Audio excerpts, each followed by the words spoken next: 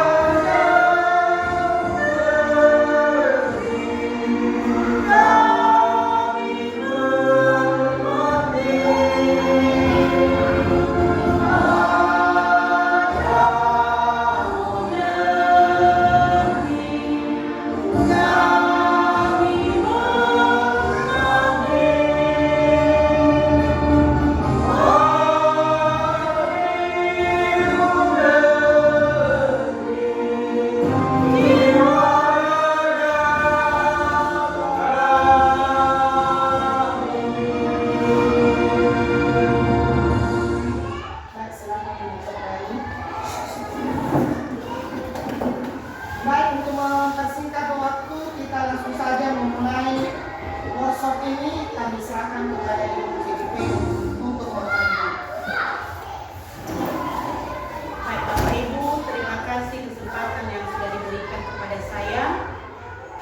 Pada hari ini, saya atas nama AC TGP Angkatan 11 Kabupaten Nias melaksanakan aksi nyata diseminasi budaya positif di SD Orang Tua Missouri. Bapak Ibu yang saya hormati, sama sekali kita bersyukur kepada Tuhan karena pada hari ini kita bisa bertemu dalam rangka berdiskusi bersama mengenal bagaimana kita bisa melaksanakan budaya positif di sekolah. Sebelum kita memulai, saya mengajak Bapak Ibu, silakan melihat kiri dan kanan siapa yang ada. Selama 30 detik, silakan berikan senyum. Senyum. Senyum. Nah, jadi di sini Bapak Ibu bisa melihat di saat kita memberikan senyum, bukan hanya senyum yang ada, malah bisa menjadi lebih dari itu, datanglah tertawa yang luar biasa. Itu adalah hal positif yang sudah dimulai oleh Bapak Ibu. Selanjutnya, Bu, sebelum kita memulai sesi pada hari ini, maka kita dulu memberikan komitmen, menetapkan kesepakatan atau keyakinan apa yang akan kita lakukan selama dalam sesi ini. Ya, kita mungkin akan membuat sesi 1 jam ke depan. Kira-kira kesepakatan apa di forum diseminasi ini yang akan kita sepakati bersama? Di situ sudah ada contoh menghargai siapapun. Yang kedua, menjadi pendengar yang baik. Menurut Bapak Ibu, kira-kira ada tidak yang akan kita tambahkan? Contohnya berbicara di saat dipersilahkan atau apa yang lain. Kira-kira apa yang perlu kita tambahkan? Kesepakatan kita untuk 1 jam ke depan saja. Mungkin kalau dari saya, berbicara di saat sudah dipersilakan oleh moderator. Ya, sehingga nanti satu-satu kita baru menyampaikan pendapat. Atau ada yang lain, ada kesepakatan yang lain yang perlu kita sepakati selain itu. Jadi sepakat kita yang 3 itu. Yang pertama menghargai siapapun, yang kedua menjadi pendengar yang baik, yang ketiga berbicara setelah dipersilakan oleh moderator. Termasuk kedisiplinan dalam pelaksanaan apa ini?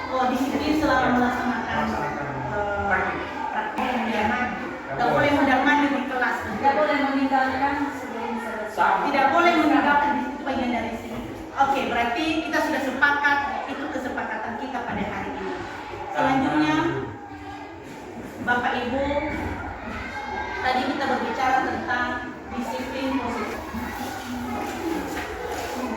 Seorang guru yang baik harus memiliki kemampuan dalam mewujudkan budaya positif di sekolah. Budaya positif tersebut dapat dijalankan dengan menerapkan konsep-konsep inti seperti ini. Ini konsepnya. Yang pertama, disiplin positif. Yang kedua, motivasi perilaku manusia. Yang ketiga, keyakinan sekolah atau kelas. Yang keempat, kebutuhan dasar manusia. Yang kelima, sisi kontrol atau restitusi. Yang keenam, segitiga restitusi. Ini adalah menjadi panduan atau dasar-dasar atau konsep-konsep untuk memulai melaksanakan budaya atau disiplin positif di sekolah. Yang pertama, kita berbicara tentang disiplin positif. Disiplin positif itu adalah cara menerapkan disiplin yang mengajarkan anak bertanggung jawab dan menumbuhkan kesadaran diri berdasarkan nilai-nilai kebajikan. Nilai-nilai kebajikan apa yang kita harapkan di sini? Yaitu yang sering kita pelajari tentang ini, yang ada di profil pelajar Pancasila. Beriman, bertakwa kepada Tuhan Yang Maha Esa, berakhlak mulia, mandiri, berkebinekaan global, gotong royong, kreatif dan bernalar kritis. Kita upayakan saat memberikan disiplin positif kepada anak, tujuannya ke sini. Anak ke arahnya ke sini. Setiap kita memberikan disiplin kepada anak. Jadi bukan hanya asal kita hukum daun bersemenda. Ada ke arahnya ke sini. Saat kita memberikan hukuman kepada anak. Bukan arahnya kita juga harus menghilangkan hukuman. Tapi saat kita memberikan disiplin, arahnya ke sini. Saat memberikan disiplin positif. Yang kedua tadi dari disiplin, setelah disiplin positif, yaitu motivasi perilaku manusia. Setiap tindakan anak, setiap kesalahan atau setiap perbuatan dari manusia bukan hanya ada yang menjadi motivasi atau ada yang menjadi penggerak. Kita juga guru, kita memiliki motivasi di saat kita memberikan tindakan atau restitusi kepada anak. Pasti ada motivasi kenapa kita harus melakukan itu. Tidak mungkin serta-merta kita merestitusi anak, mendisiplinkan anak tanpa sebab. Jadi ada motivasinya. Jadi Bapak Ibu, apa yang menjadi motivasi perilaku seseorang? Nah, ini saya tanya, diskusi dulu Bapak Ibu. Ini terpaksa saya tanya kepada Bapak Hura ini, karena kita baru bergabung Pak. Motivasi Bapak untuk jadi guru bergabung dengan kami kira-kira di mana letaknya? Saya hilangkan dulu. Ini Bu, sebagai motivasi adalah untuk mencari pengalaman Bu. Oh, motivasi Bapak Hura pengalaman. Kalau Ibu Zebula, kira-kira motivasinya? Karena bukan lagi pengalaman, sudah pengalaman, sudah banyak pengalaman malah. Saya terpanggil untuk mencerdaskan dan memanusiakan peserta didik saya. Jadi karena merasa terpanggil, itu artinya dari dalam diri. Jadi ada dua. Jadi ada dua kan berbeda. Anak juga demikian Bapak Ibu. Mereka datang ke sekolah, mereka punya motivasi sendiri, beda-beda motivasi mereka. Jadi kita lihat apa yang menjadi dasar motivasi perilaku manusia atau perilaku seseorang. Yang pertama,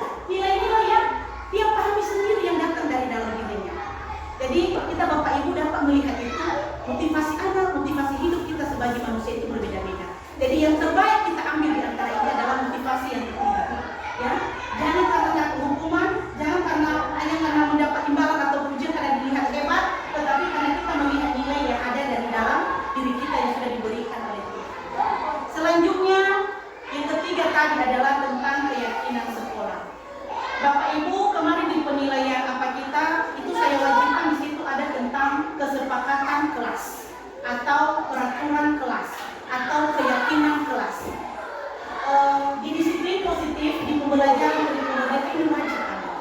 Sebenarnya ini dilaksanakan keyakinan sekolah atau kelas ini di awal pertama sekali.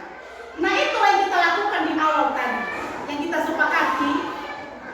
Apa yang kita sepakati di kelas tadi sebelum kita memulai pelatihan ini? Pertama, menghargai. Kedua, jangan mondar-mandir, membuat berikan. Jadi sama siswa sebenarnya di awal itu kita berikan keyakinan ini dulu. Kita kasih mereka kesepakatan dulu. Apa yang perlu mereka perhatikan selama berada. Apa tujuannya? Kenapa itu? Guru berperan dalam mewujudkan sebetulnya keyakinan sekolah atau kelas dengan adanya kesepakatan antara guru dan murid. Kenapa kesepakatan kita selama ini karena kita sendiri yang buat? Yang penting kita tempel, siswa pun tidak tahu kenapa kesepakatan itu harus ada. Jadi Bapak Ibu, saya sendiri setelah belajar ini akan kita mulai. Walaupun tidak di tahun ini, tahun berikutnya mungkin kita akan memulai. Atau di semester kita ajak murid apa yang harus mereka sepakati di dalam satu tahun atau 6 bulan tersebut. Termasuk juga kita di sekolah, kita sepakati Bapak Ibu guru apa yang kita sepakati di awal tahun. Dan harus kita tahu kenapa kita menyepakati hal itu. Kenapa kita harus menyepakati, kenapa harus kita yakin bahwa itu yang harus kita lakukan. Ya. Berikutnya, keyakinan sekolah atau keyakinan kelas berupa pernyataan universal yang mudah diingat. Jadi kita memberikan pernyataan seperti yang kita buat tadi, jangan mondar-mandir, berbicara yang sopan, itu biar mudah. Jadi penekanan di sini Bapak Ibu, kalau bisa kita hilangkan kata peraturan. Dan kita bilang peraturan kelas. Peraturan itu seperti ada undang-undangnya yang tidak boleh kalau dihilangkan berarti langsung ada dispensasi tertentu yang harus dilakukan. Sama seperti peraturan yang diberikan pemerintah. Karena katanya peraturan maka sudah ada pasal-pasalnya apa yang akan diberikan jika dilanggar. Tapi kalau kesepakatan bisa saja besok lusa kesepakatan itu kembali kita pahami apabila tidak sesuai. Jadi ada baiknya di kelas yang ada adalah kesepakatan atau keyakinan kelas, bukan peraturan kelas. Karena kalau peraturan kita berbicara bagaimana pasal-pasal untuk menyelesaikan masalah-masalahnya. Ini adalah contoh kesepakatan atau keyakinan yang sudah pernah dibuat di sekolah-sekolah mereka di sana. Jadi karena kita di sini masih belum sepakat kita untuk membuat, maka saya mengambil dari mereka. Nanti kalau saya ambil dari kita, itu kasih bahwa mereka kan tidak etis juga kita tanyakan. Selanjutnya itu tentang kebutuhan, itu tentang keyakinan kelas. Jadi yang pertama tadi ada disiplin positif, yang kedua ada motivasi, yang ketiga ada keyakinan, yang keempat adalah kebutuhan dasar manusia. Bapak Ibu, kita datang ke sekolah karena kita memiliki kebutuhan. Tidak bisa kita pungkiri, saya sendiri, saya datang mengajar, saya datang ke sekolah bekerja karena saya punya kebutuhan tentang keuangan. Siswa juga demikian, dia punya kebutuhan tersendiri yang perlu dia cukupkan sebenarnya dalam hidupnya, dan dia mencari cara supaya mendapatkan kebutuhan tersebut. Apa aja kebutuhan mendasar dari manusia? Ini kebutuhan dasar manusia ada 5. Yang pertama adalah kebutuhan bertahan hidup. Yang kedua, kebutuhan karena membutuhkan kasih sayang dan rasa ingin diterima. Yang ketiga adalah penguasaan. Yang keempat, ingin bebas atau kebebasan. Yang kelima adalah kesenangan. Bapak Ibu, setiap tindakan siswa, setiap perilaku siswa berdasarkan kebutuhan ini di atas. Jadi kalau ada sikap siswa yang melakukan sesuatu, mungkin ada dasar dari kebutuhan yang tidak terpenuhi dalam hidup. Ini dari yang ini kita lihat. Kira-kira apa yang tidak terpenuhi dari kebutuhan anak tersebut. Nah, ada studi kasus yang nanti bisa kita bandingkan dengan studi kasus juga yang terjadi di sekolah kita. Ibu Lase, guru wali kelas 3, sedang bingung menghadapi salah satu murid di kelasnya, Tommy. Beberapa anak telah mengeluhkan Tommy yang sering meminta bekal makan siang mereka dengan paksa. Jika Anda menghadapi situasi seperti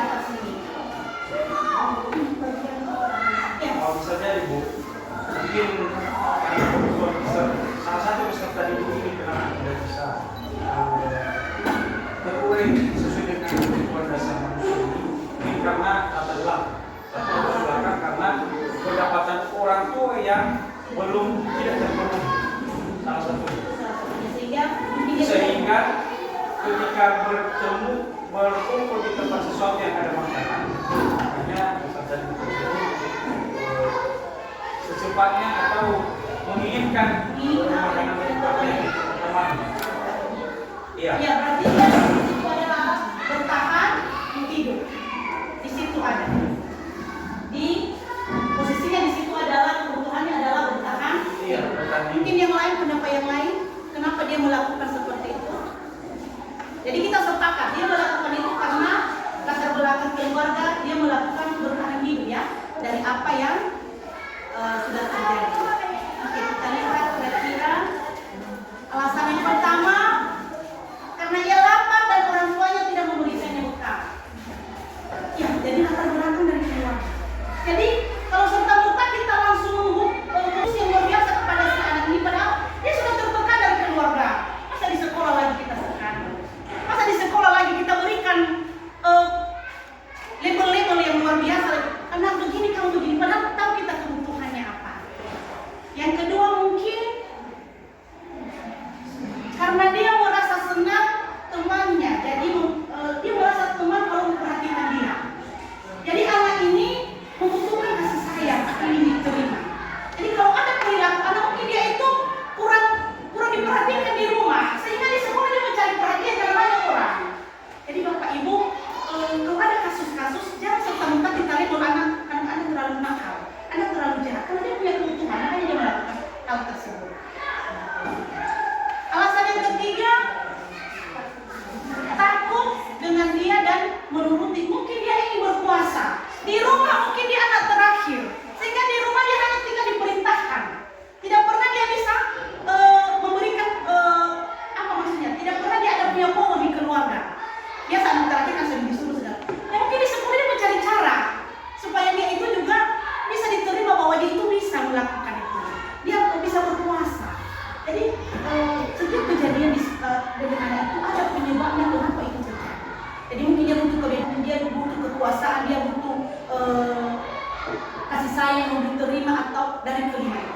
Jadi setelah kita mengetahui hal itu, maka baru kita putuskan restitusi apa yang cocok kita berikan kepada anak tersebut supaya dia jangan makin jangan makin keluar kehidupannya. Di rumah dia tertekan, di sekolah dia tertekan, mungkin di masyarakat juga dia tidak bisa melakukan apa-apa. Jadi kapan dia bisa bertumbuh? Jadi harapan kita kalau dia di rumah tidak bisa, di masyarakat tidak bisa, setidaknya kita di sekolah ini berusaha untuk melengkapi kebutuhan anak. Selanjutnya Bapak Ibu, posisi kontrol atau restitusi. Kita sebagai guru, kita punya posisi kontrol di dalam merestitusikan anak atau memberikan tindakan kepada anak. Apa posisi kontrol yang dapat dilakukan guru ini? 5 posisi kontrol restitusi. Ingat, yang melakukan restitusi ini adalah guru. Ini Bapak Ibu. Yang pertama adalah guru sebagai penghukum. Yang kedua, guru sebagai pembuat narasi besar. Yang ketiga sebagai teman. Yang keempat sebagai pemantau.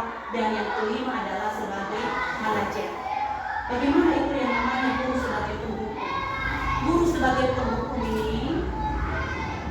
ini penghukum itu menghardi, menunjuk-nunjuk, menyakiti, menyindir. Jadi langsung sudah bersalah anak segala macam. Dan bukan hanya Bapak Ibu yang melakukan. Setelah saya belajar ini, saya mengerti selama ini saya berada di posisi penghukum. Dan itu yang lebih banyak. Itu hasilnya anak memberontak, menyalahkan orang lain dan bahkan berani berbohong. Kenapa? Karena dia takut dengan hardikan kita, tidak berani lagi memberi. Murid bisa saja berkata, biarkan saja, nanti juga marah-marah lagi. Hanya itu yang tidak ada yang lain. Itu yang terjadi. Jadi apa jadinya? Tidak takut lagi dengan membentakkan, dengan hukuman, dengan marah-marah. Yang kedua, mungkin kita tidak menghardi, kita tidak marah, tapi kita membuatnya merasa bersalah. Contohnya, ibu kecewa Luna, bagus sekali memang. Ibu kecewa Luna dengan kamu. Kenapa seperti itu? Kelakuan kamu itu beda dengan orang lain. Bagus sekali, tapi jadi anak itu tidak ada baiknya kamu selama ini.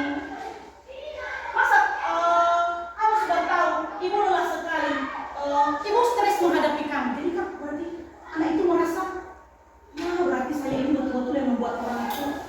Jadi tidak ada gunanya saya ini lagi. Apa jadinya? Murid meletakkan guru di dalam dunia berkualitas. Dia hanya bilang saja maafkan saya. Hanya sejauh itu. Tidak ada perubahan yang penting dia rasakan. Saya orangnya yang membuat orang bersalah terus. Saya hanya bisa membuat orang stres, membuat orang marah. Jadi udahlah, tidak usah lagi ada apa-apa. Karena itu perasaannya. Yang ketiga sebagai teman, mungkin ini yang lebih banyak juga kadang kita lakukan. Kita meminta, ayo anak lakukan demi ibu. Tolong ibu ya, diam dulu, tolong ibu. Ibu boleh, itu juga sebenarnya boleh Bapak Ibu dalam beberapa posisi. Tapi di posisi teman dan pemantau ini, kita lebih banyak memberikan dekat dengan siswa sehingga siswa itu merasa dekat dengan kita. Tapi akibatnya di saat kita sekali saja tidak mempedulikan dia kecil hati dan kembali lagi ke sikapnya yang sebelumnya. Karena kita ini manusia tidak mungkin sempurna juga terus kita sedekat itu kepada siswa, sepantau itu kepada siswa. Jadi di saat terjadi itu mereka seperti merasa kehilangan, akhirnya kembali lagi ke belakang. Tentang pemantau ini lebih banyak tentang memberikan reward atau memberikan pujian atau memberikan sesuatu. Di saat dia berhasil, berikan bintang. Di saat dia berhasil, berikan hadiah. Besok lusa di saat dia berhasil tidak kita berikan hadiah, kecewa. Tetap dia kembali ke belakang ke hal-hal yang keempat adalah posisi manajer. Apa yang dilakukan di posisi manajer ini?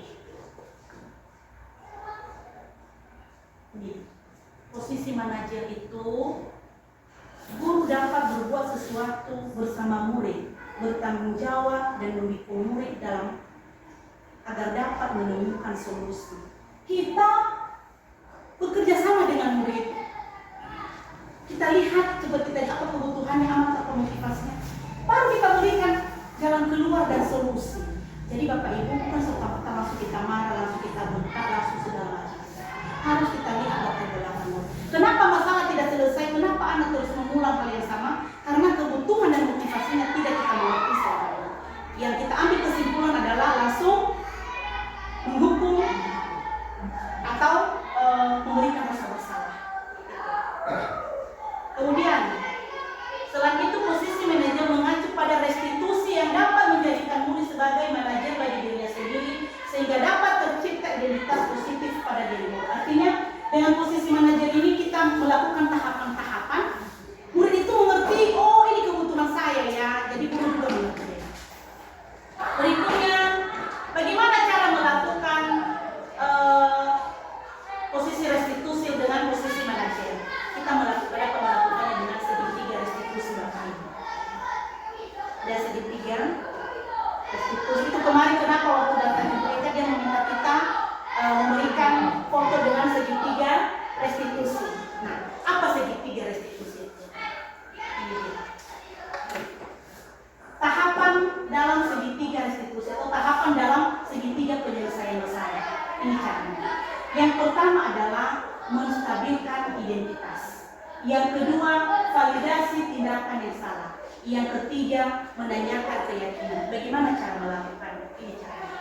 Menstabilkan identitas dilakukan berdasarkan prinsip bahwa membuat kesalahan adalah bagian dari proses pembelajaran yang nantinya akan menggeser identitas gagal ke arah identitas sukses. Artinya, di sini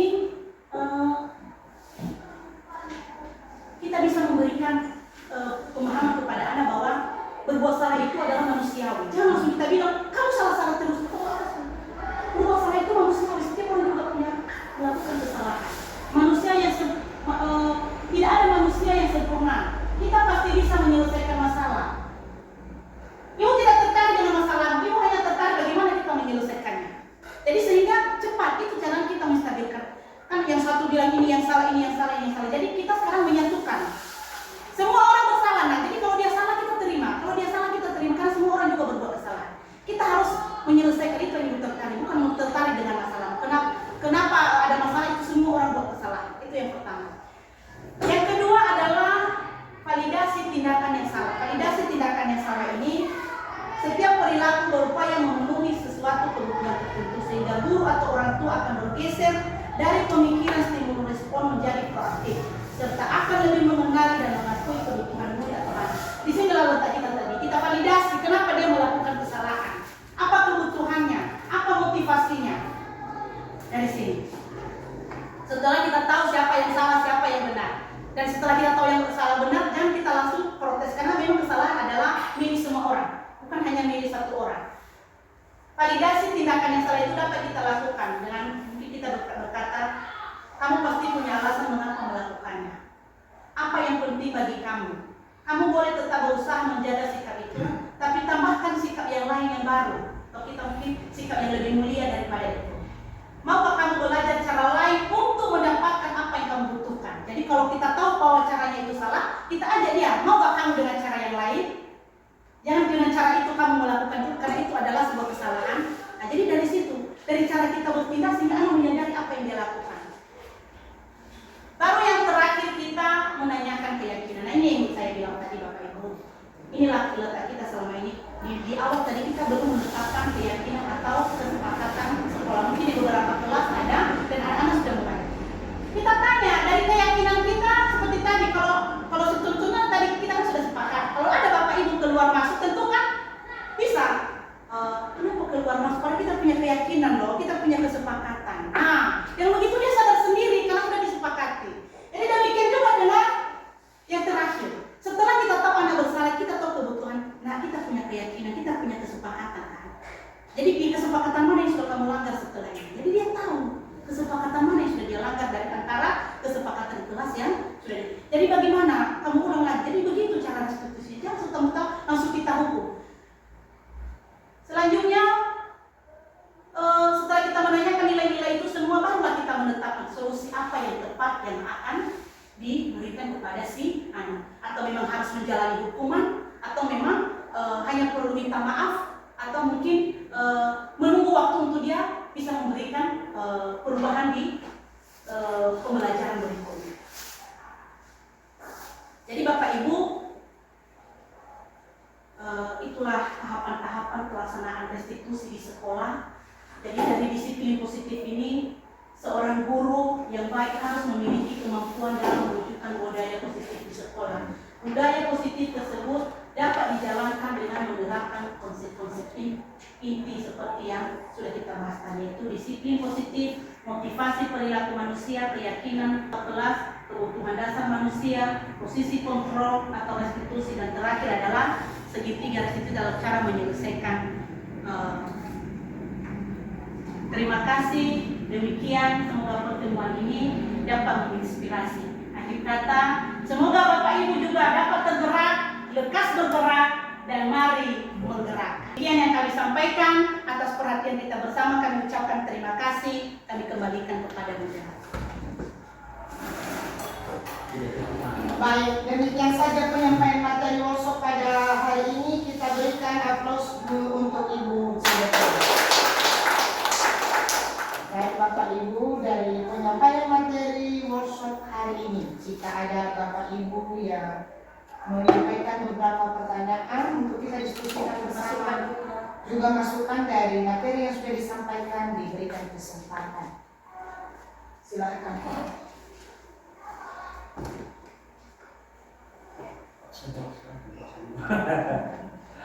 Baik, Coba judul sekali judulnya. selama Ibu menyajikan ini aksi nyata desiminasi budaya positif dan yang perlu kita diskusikan yaitu mengenai terima kasih. Terima kasih itu Bu. Bagaimana itu contoh-contohnya itu terima kasih? Itu aja Bu.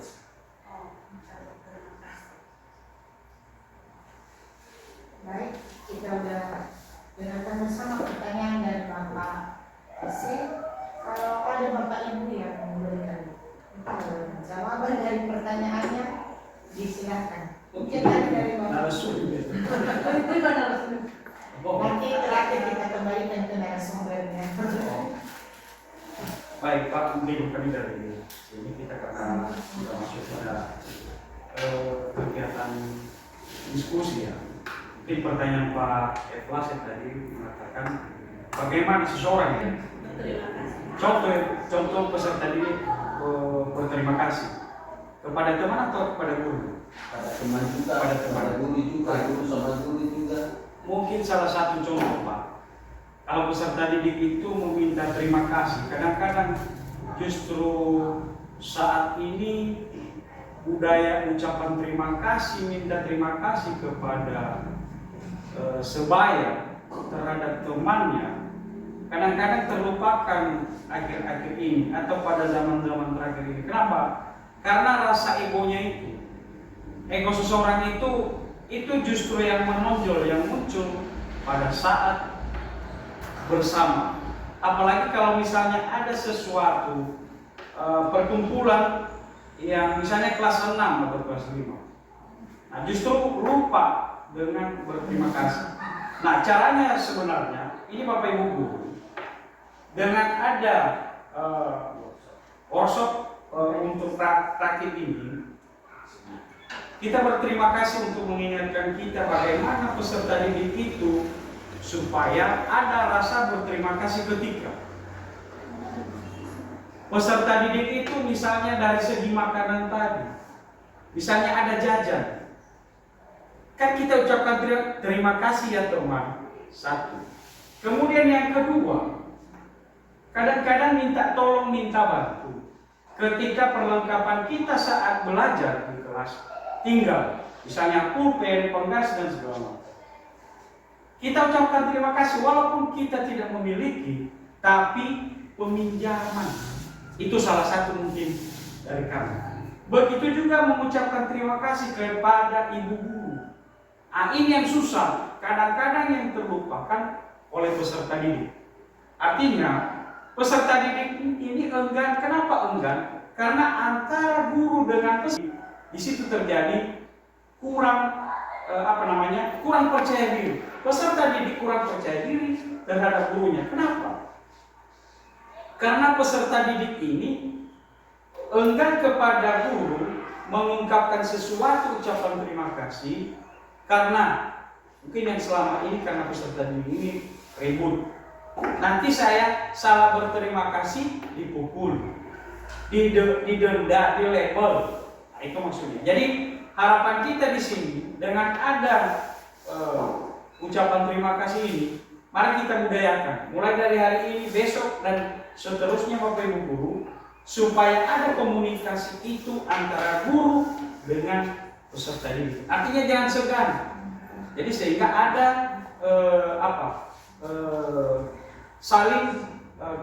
saling kerjasama antara guru dengan peserta didik.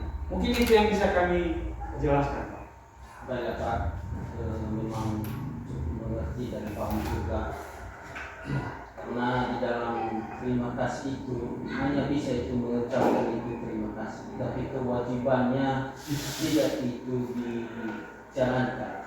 Tapi haknya bisa itu mengucap itu terima kasih. Tapi terima kasih itu sebenarnya sebagai contoh itu siswa, itu guru memberi itu tugas, ya.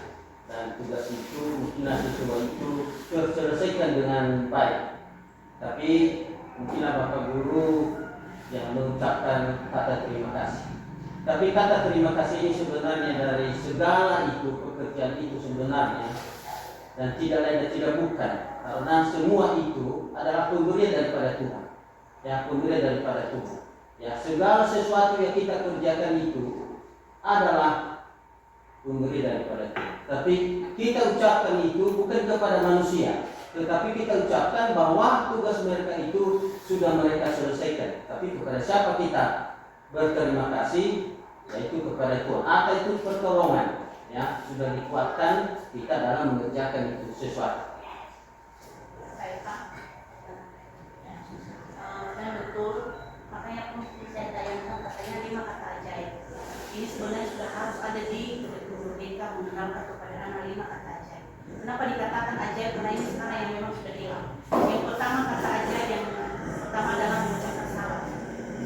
Kemudian minta tolong di saat membutuhkan sesuatu. Jadi kadang kita hanya sama minta, ambil ini, kasih ini. Jadi kata tolong bantuan. Yang itulah yang ketiga tentang terima kasih. Setiap kali mendapatkan sesuatu, setiap kali menerima sesuatu, setiap kali ada hal yang baik yang kita apa, maka ada ucapan terima kasih. Yang keempat, kata maaf. Itu harus ditekankan bahwa itu adalah kata yang tidak boleh tidak kita lakukan di saat ada melakukan sesuatu yang tidak baik. Yang berikutnya yang terakhir adalah permisi. Jadi kelima kata ini memang wajib. Saya bilang Bapak Kepala Sekolah tadi itu sesuatu yang mungkin hilang selama ini, dan makanya katakan sekarang jadi kata ajaib sekarang, bukan lagi kata hal biasa, ini kata ajaib. Kenapa ajaib? Karena ini sudah hilang selama ini, jadi kita bangkitkan kembali setelah kita masuk ke Merdeka Belajar. Jadi itu aja. Terima kasih. Kalau masih ada, Boleh satu lagi. Ini maksudnya mungkin ada teman yang lain. Mohon maaf saya sita waktu beberapa menit, 1 menit, 2 menit ya. Di situ tadi ada konsep pelaksanaannya. Coba buka dulu. Konsep pelaksanaan budaya positif di sekolah. Ada tadi enggak ya. Jadi begini, kami mungkin bersama-sama kita berterima kasih.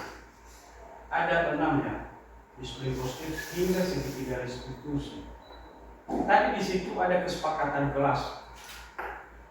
Saya anjurkan itu. Ada kesepakatan kelas antara wali kelas dan peserta didik. Kenapa? Dengan kita melaksanakan kesepakatan itu, tentu budaya pelaksanaan wajib yang positif tadi dan ditambah dengan berterima kasih apa tadi kita ajak itu yang saya. Tapi saya tidak setuju ketika menyampaikan itu aturan atau kedisiplinan sekolah. Aturan sekolah tidak boleh. Bukan tidak boleh, artinya lebih disepakati kesepakatan daripada aturan. Aturan sekolah ini tidak lepas kita dari aturan sekolah. Kenapa? Artinya bareng kesepakatan dan aturan sekolah. Ketika kita tidak memakai aturan sekolah, misalnya peserta didik terbantu. Misalnya peserta didik, kadang-kadang guru ini yang viral-viral ini, barusan ada kemarin yang viral, telinga. Saya masih belum sedang diteliti sekarang. Ada yang bilang guru, ada yang bilang peserta didik teman sebaya. Awal kamu dari terpisah. Ini teman kami, anak teman kami. Nah, karena bully-bully ini banyak sekarang, jangan tetap lepas kita dari aturan sekolah, karena ada dasar hukumnya. Masih mending kalau peserta didik, kalau guru. Nah, jadi harapan saya sebagai pemimpin itu yang sedang sehaluan dengan yang disampaikan pada saat ini, itu yang dijelaskan oleh Pak Korwas Formil semalam. Jangan lepas kesepakatan kelas di dalam kelas, jangan lepas aturan sekolah di dalam kelas. Bapak Kepala Sekolah bagikan aturan sekolah, saya besok bagikan. Sebelumnya sudah saya bagikan Bapak, cuman belum kita lengket. Saya sudah share di grup. Nah, ini berterima kasih kita sudah diingatkan dengan Ibu CGP. Inilah kelebihan Kurikulum Merdeka. Mari kita gerakkan kita untuk kelas kita. Nah, jadi ini sebagai himbauan, jangan hanya kesepakatan, kita dampingkan juga aturan sekolah yang ada di dalam kelas. Nah, jadi kami berterima kasih Bu sudah bisa mengingatkan apa kira-kira kesepakatan kelas antara guru dan siswa. Mungkin demikian saja. Terima kasih.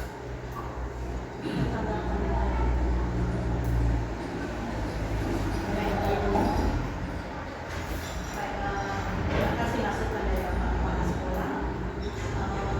Peraturan tidak bisa kita langgar, karena peraturan sudah ditetapkan oleh pemerintah. Kita Bapak Ibu guru kalau melakukan, maksudnya peraturan itu sudah Melekat. sudah ada aturan, tidak bisa tidak, dan ada konsekuensi, ada hukuman yang sudah ditentukan kalau itu terjadi. Itu maksudnya kami tadi peraturan. Jadi di bawah peraturan itulah kita sekarang sepakati supaya peraturan ini jangan dilanggar. Kenapa? Karena kalau masalah konsekuensi, masalah hukuman itu bukan bagian kita untuk melakukan itu. Seperti tidak membuli anak sampai menimbulkan sesuatu cedera, maka itu sudah di luar dari kesepakatan. Maka itu membutuhkan konsekuensi di luar dari cara restitusi. Bukan semua permasalahan selesai dengan restitusi. Tidak. Restitusi itu hanya berdasarkan kesepakatan yang sudah kita sepakati di sekolah. Kenapa restitusi kita ambil? Jangan juga kita semudah itu untuk memberikan hukuman atau teguran kepada siswa. Karena kalau kita berlebihan juga akhirnya kita masuk ke peraturan tadi. Jadi kita sudah main di situ tentang pelanggaran. Tapi kalau siswa mungkin itu namanya bukan pelanggaran, hanya karena dia punya kebutuhan tadi. Jadi, tapi kalau ada sesuatu yang terjadi di luar kesepakatan itu sudah main ke aturan. Jadi kalau kepala sekolah meminta aturan berjalan, kesepakatan berjalan itu juga lebih bagus. Biar juga tahu kami sampai di mana posisi kami sehingga tidak semudah itu kami melakukan sesuatu yang mungkin melanggar aturan. Karena peraturannya tidak bisa. Jadi kalau siswa mungkin kita tidak menggunakan kata tidak boleh, ya, di kesepakatan. Mungkin hanya datang tepat waktu. Jadi mungkin kalau di peraturannya sudah hanya berupa himbauan itu kalau di kesepakatan atau keyakinan kelas. Itu dari kami. Udah sekian Tidak ini. ada lagi dari Bapak Ibu. Oke. Baik, karena pelaksanaan workshop telah selesai, ruang diskusi juga telah selesai, kita akan mengakhiri kegiatan hari ini. Kami mengucapkan terima kasih kepada Ibu narasumber dan kepada seluruh Bapak Ibu yang boleh mengikuti kegiatan workshop pada hari ini. Kami minta kesediaan Ibu Zebua untuk memimpin kita doa di akhir kegiatan. Silakan. Baik Bapak Ibu, terima kasih. Mari kita bersatu dalam doa. Pujilah nama Bapa yang Maha Baik dan kehidupan kami, di mana di sepanjang hari ini Tuhan Engkau telah memberkati kami dalam melaksanakan seluruh kegiatan kami, dapat merasakan kebahagiaan dan kedamaian bersama Tuhan, karena Engkau selalu hadir bersama kami.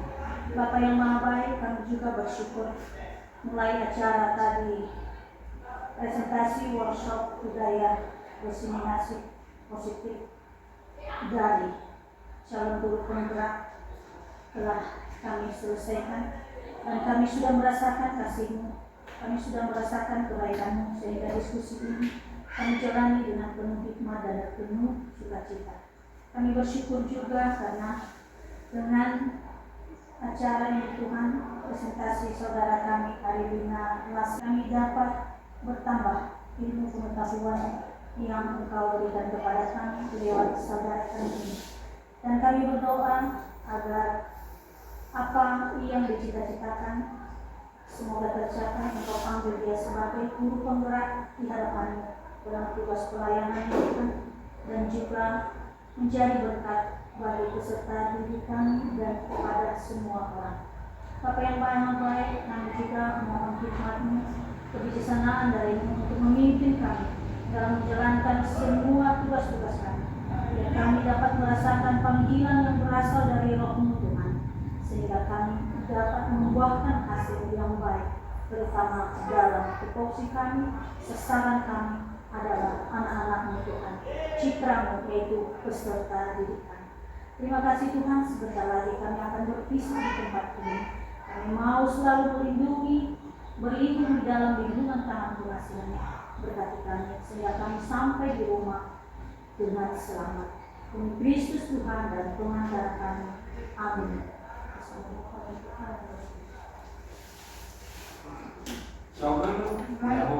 Demikian saja pelaksanaan workshop hari ini.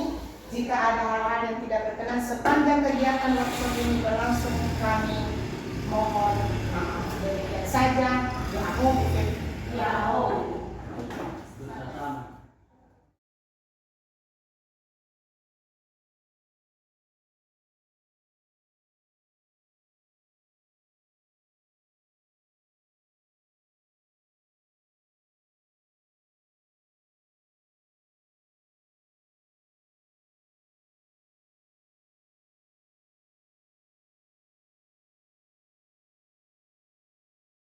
Salam dan bahagia.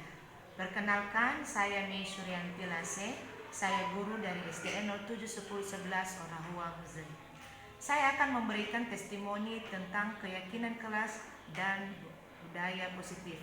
Keyakinan kelas sangat penting sekali sebelum belajar mengajar dilakukan.